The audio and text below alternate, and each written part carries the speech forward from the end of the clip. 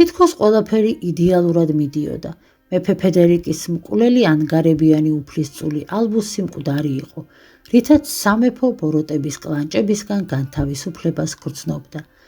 ახალი უფლისწული კრისტიანი კი ალბუსისგან განსხვავებით ყველას თვალში სიყვარულს იწევდა, რადგან სასახლეში მყოფთაგან ყველა ამჩნევდა მის უბრალოებასა და კეთილშობილებას. თითქოს სასახლის კედლებიც განათდა მას შემდეგ, რაც სიკეთემ ბოროტებაზე გაიმარჯვა და სამეფო წოდებას ღირსეული უფლისწული დაეპატრონა. თუმცა სამწუხაროდ ბედნიერება სულ რაღაც რამოდენიმე დღეს გაგრძელდა.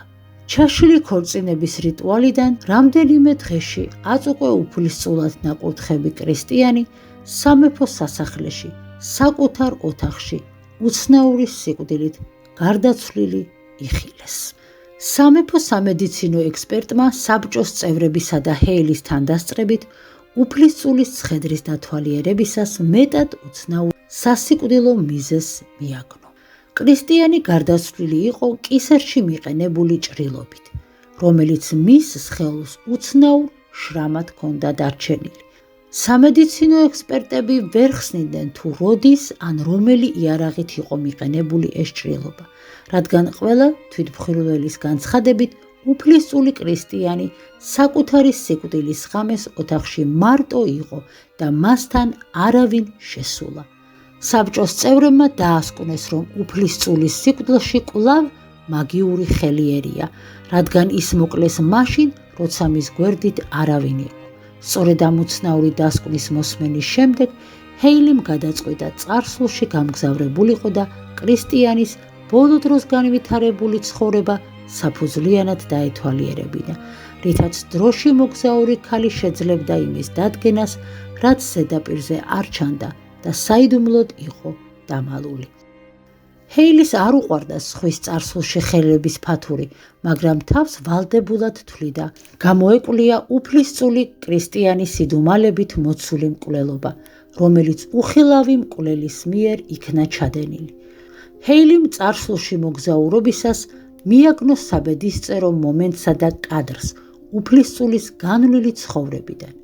მაშინ, როცა ჰეილის ალბუსზე ქორწინების დღეს დროში მოგზაურმა ქალმა უფლისწული ალბუსის ცრუ უფლისწულობა ამხილა და სასახლეს ჭეშმარიტი უფლისწულის სახით კრისტიანი წარუდგინა. სწორედ ამ მომენტში იქ მყოფმა ნორმას მიერ მართულმა ალბუსის სხეულმა უფლისწულობის მოწინააღმდეგე კრისტიანს კისერში ხმალი მიაბჯინა და მოსთხოვა საკუთარი უფლისწულობის მანდატზე უარის განცხადება, რათა ის ალბუსისთვის დაეთმო. ჰეილის კარგად ახსოვდა თუ რა გაგრძელება მოჰყვა ამ ქმედებას სინამდვილეში, რადგან იგი თავად იყო ამ კადრში ერთ-ერთი თანამონაწილე პერსონაჟი. ალბუსის სხეულს ამოფარებულმა ნორმამ სინამდვილეში ვერ მოასწრო კრისტიანისთვის კისრის განგმირვა, რადგან მას ამ ქმედების ჩადენაში ხელი დარბაზში შემოსულმა უფლისწულის მსახურმა მარტამ შეუშალა, რომელმაც ნორმას მიერ მოკლული და შემდეგ განჯინაში გადამალული უფლისწული ალბუსის რეალური ცხედარი შემოიტანა და იქ მყოფი ალბუსის სხეულს ამოფარებული ჯადოქარი ნორმა თვითმარქვიობასა და რეალურ ალბუსის მკვლელობაში ამხილა.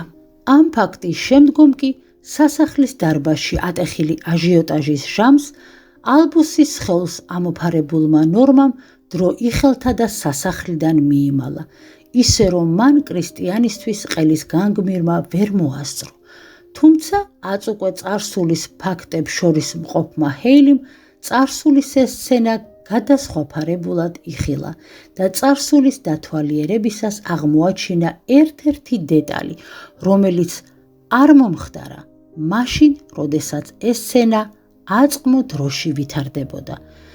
ჰეილიმ უკვე წარსულში გამგზავრებისას აღმოაჩინა, რომ მაშინ, როცა ალბუსის სახეს ამოფარებულმა ნორმამ კრისტიანს ხმალი ყელთან მიაბჯინა, ვიღაცამ წარსულზე ზეგავლენის გზით ნორმას ხელში არსებულ ბასრს საგანზე რეაგირებით კრისტიანს იგი კისერში გამოუსვა და განახორციელა ის, რაც ნორმამ აწყმო დროში ვერ მოასწრო.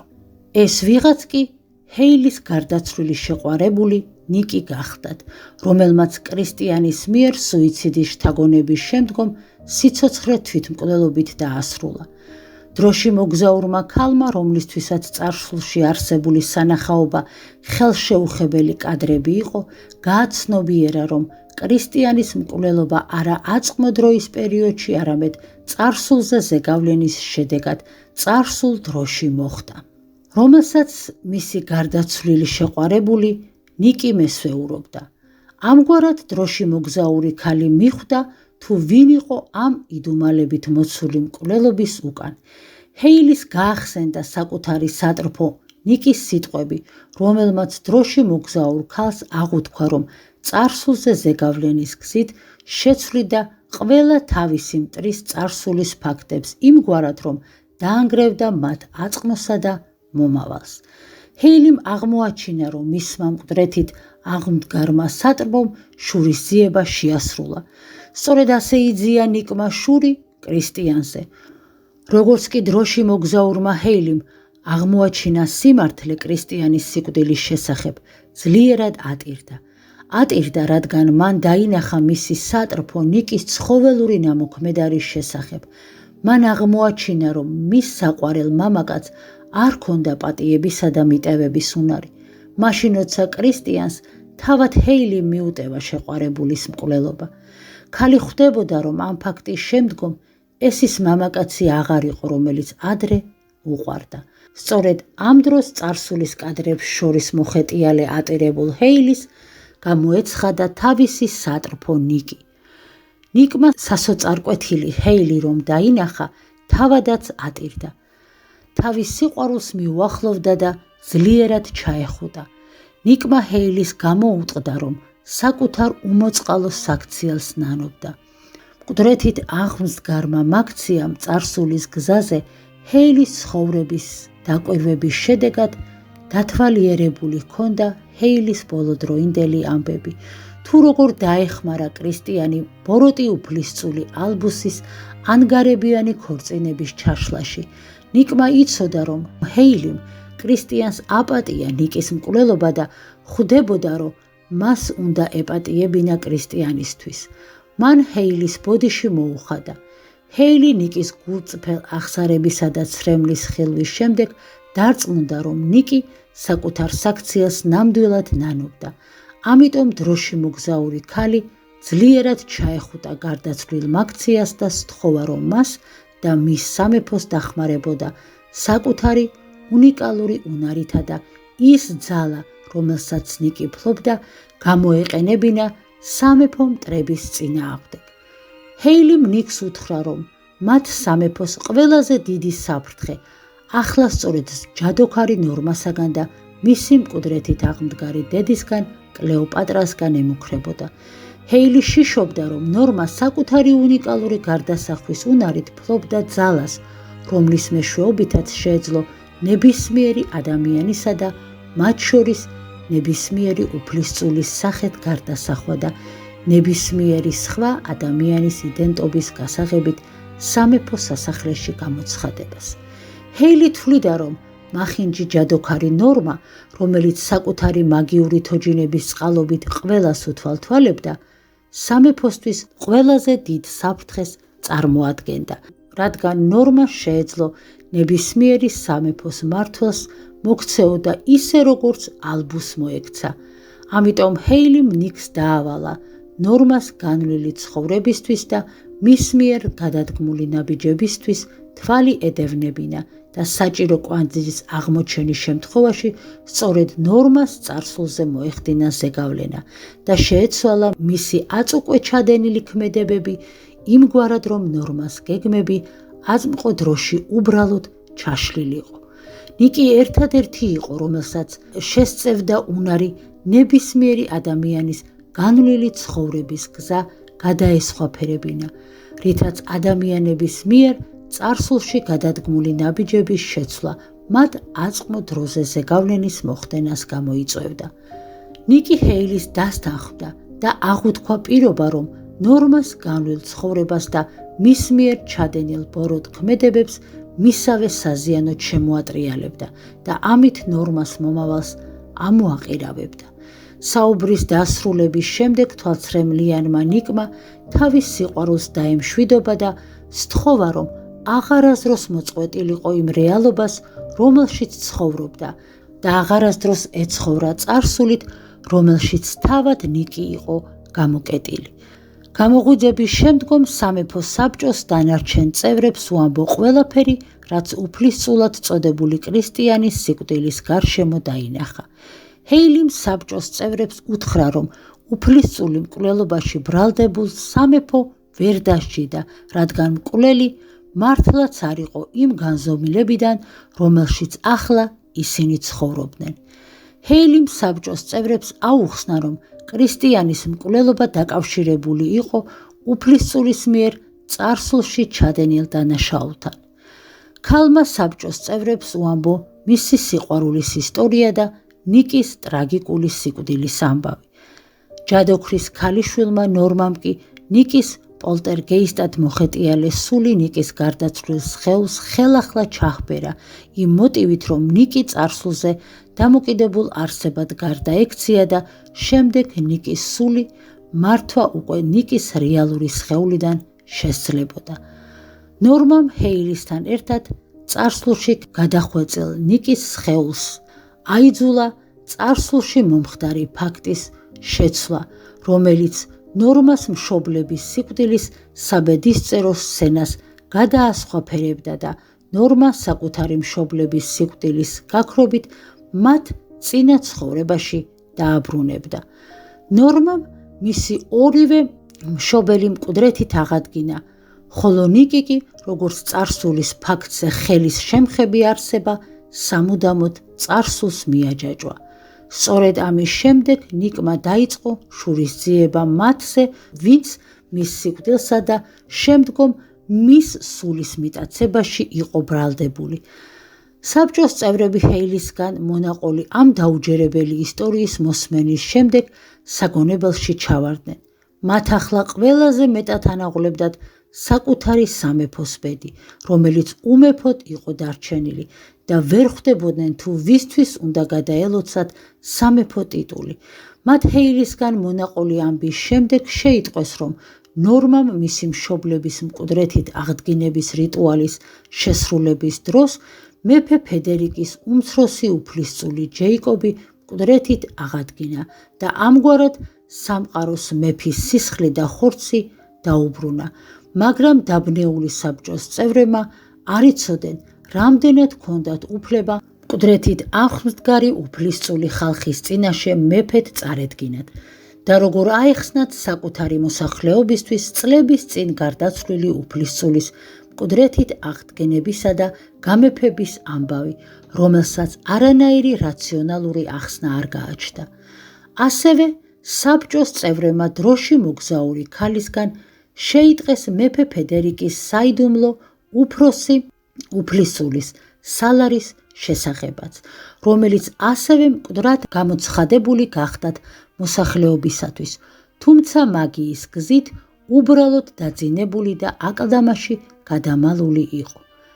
სამეფო საბჭო საგონებელში იყო ჩავარდნილი. მათ სამეფოს სამართავად მეფე სჭირდებოდათ, მაგრამ მეფის ყველა შთამომავალი მკვდარი ან მკვდრად გამოცხადებული იყო. ამიტომ სასოწარკვეთილმა საბჭოს წევრებმა დროში მოგზაურ ქალს ჰეილის სთხოვეს დახმარება საკუთარი უნიკალური უნარის მეშვეობით წარსულის გზაზე მოეძებნა სამეფოს ისეთი სისხლისმიერი ნათესავი, რომელიც მეფე ფედერიკის გენეტიკის მატარებელი სანახევროდ მაინც იქნებოდა. დროში მოგზაურ ქალს, რომელსაც სამეფოს ისტორია კარგად ჰქონდა შესწავლილი, იცოდა, რომ სამყაროში არსებობდა კიდევ ერთი უფლისწული, რომელიც უგზო-უკლოდ იყო გაუჩინარებული საკუთარი ბავშვობის ასაკის შემდეგ. ეს უფლისწული კი სალარისა და ოფელიას ერთადერთი ბავშვი გახდათ, რომელსაც სახელად ედვარდი ერქვა.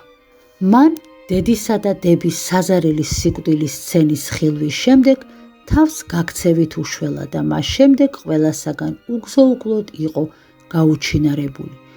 ამ საკრალური ისტორიის მოსმენის შემდეგ საბჭოს წევრებმა დაუყოვნებლივ მოსთხოვეს ჰეილის გამგზავრებულიყო წარსულ დროში და ძიება განიახლებინა იმ საბედისწერო ღამის შემდეგ, როდესაც პატარა ბიჭი ყველასაგან გაუჩინარდა. სამეფო საბჭოსგან ჰეილი მიიღო დავალება, რომლის შინაარსის მიხედვითაც დროში მოგზაურ ქალს უნდა დაედგინა თუ როგორ გაგრძელდა პატარა ედვარდის ცხოვრება. ჰეილის მის განვლილ ცხოვრებაზე თვალყურის დევნებით უნდა დაედგინა, იმსახურებდა თუ არა ედვარდი უფლისწულის ტიტულსა და იმ სამეფო წოდებას, რომლის გადაცემასაც მისთვის სამეფო საბჭოს წევრები გეგმავდნენ. ჰეილიმ დროში მოგზაურობის მეშვეობით დაიწყო სალარისა და მისი დის ერთადერთი ცოცხლად გადარჩენილი ნაყოფის ედვარდის განვლილ ცხოვრებაზე დაკვირვება. ედვარდი სამეფო საბჭოს უკანასკნელ იმედად ეგულებოდა, რომლისთვისაც სამეფო გვირგვინი უნდა გადაეცა და მთელი მოსახლეობის წინაშე წარედგინა, როგორც მათი მმართველი და გზამკვლევი. სამეფო საბჭოს წევრებისთვის კი რთულად გადასაწყვეტი იყო გვირგვინი დაედგათ უფლისწულის სალარის იმ შთამომავლისთვის, რომელსაც არც კი იცნობდნენ და არც წარმოედგინათ, რამდენად იმსახურებდა ედვარდი ამ ტიტულს და რამდენად სიკეთის მომტანი იქნებოდა. მხოლოდ ჰეილი შეეძლო მის წარსულზე დაკვირვების გზით დაედგინა ის თუ რამდენად ღირსეულ ადამიანად აღიზარდა უღირს გარემოსა და უღირს პირობებში ჩასახული ინცესტის ერთადერთი გადარჩენილი ნაყოფი. ჰეილი ხედავდა კადრებს თუ როგორ ორმაგი ცხოვრებით ცხოვრობდა პრინცესა ოფელია, რომელიც სამეფო სასახლეში ხალხისა და მისი მეფის დასანახად დიდგვაროვანი ასულის იმიჯს ირგებდა, ხოლო ყველასგან თვალს მიფარებული სასოწარკვეთილი დედა ცდილობდა, რაც შეიძლება ხშირად და ყველასგან უჩუმრად სასახლის მიწის ქვეშეთში ჩაპარულიყო, სადაც მისი შვილები ეგულებოდა, რომელიც მისთვის ყველაფერს ნიშნავდა. დაღამებისას, მაშინ როცა სასახლეში ყველას ეძინა, ოფელიას ყველაზე ფართოდ გახელილი თვალებით ეღვიძა და მის დილეგში გადამალულ ნამძინარებ შვილებს გაყინულ დილეგის საკნებში დარაჯობდა და ეფერებოდა.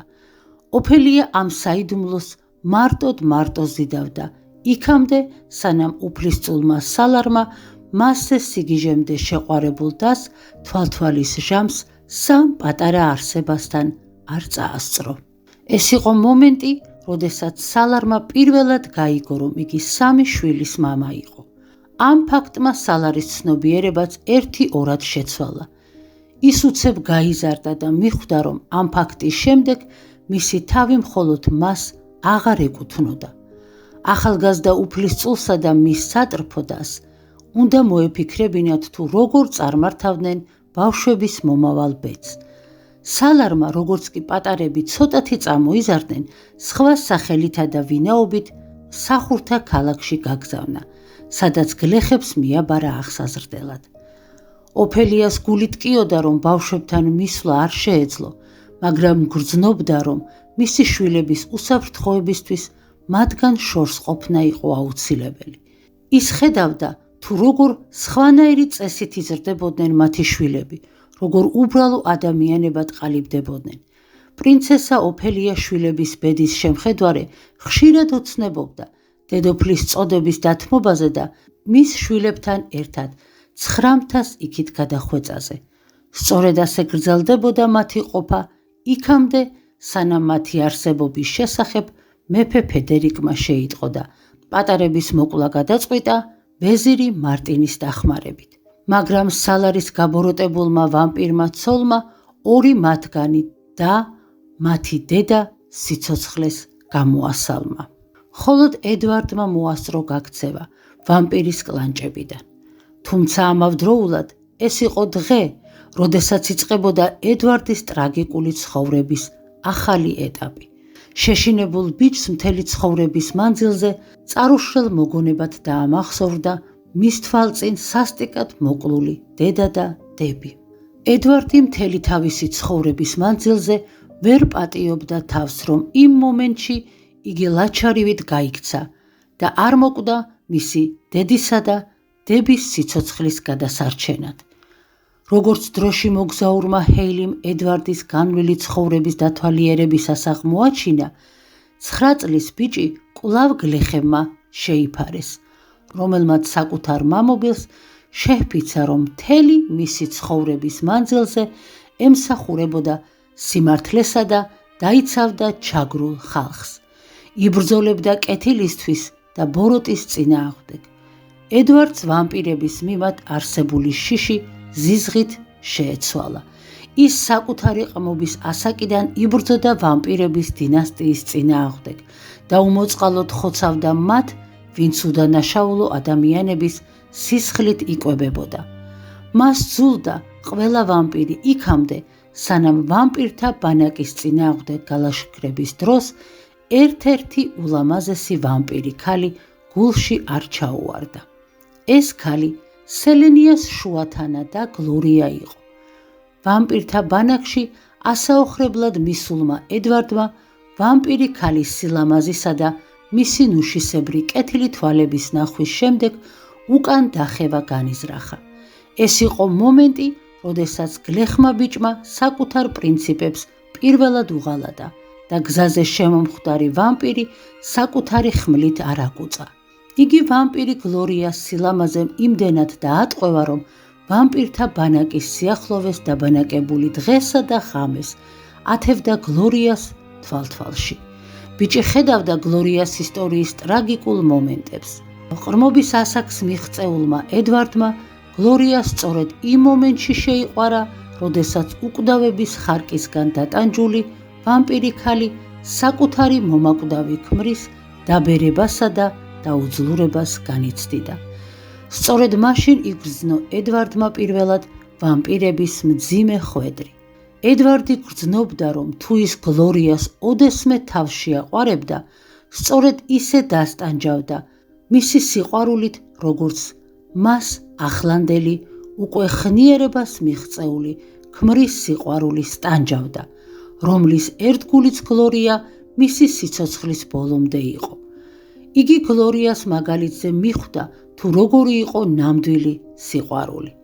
ედვარდი იყო ერთადერთი მოწმე, მას შემდეგ რაც განვითარდა ვამპირი გლორიას თავს, მაშინ როცა სასოწარკვეთილმა ქალმა საკუთარი შვილის გაცნობის შემდეგ შვილთან სიახლოვის მოტივით ალბუსის მაცდურ შემოთავაზებას დასთანხმდა და უფლისწულ შვილს სამეფო სასახლეში საკუთარი ფეხით გაჰყვა.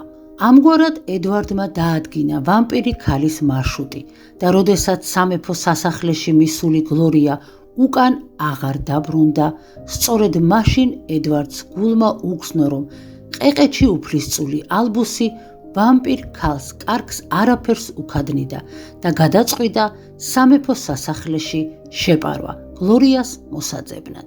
ედვარდისთვის სამყაროში ყველაზე დაცულ სასახლეში შეპარვა რთული არ აღმოჩნდა, რადგან ახალგაზრდა ჭაბუკი კარგად იცნობდა სამეფო სასახლეში არსებულ იმ მიწისქვეშა გვირაბებს, სადაც ბავშვობაში მას და მის პატარა დებს საკუთარი დედა, პრინცესა ოფელია მალავდა.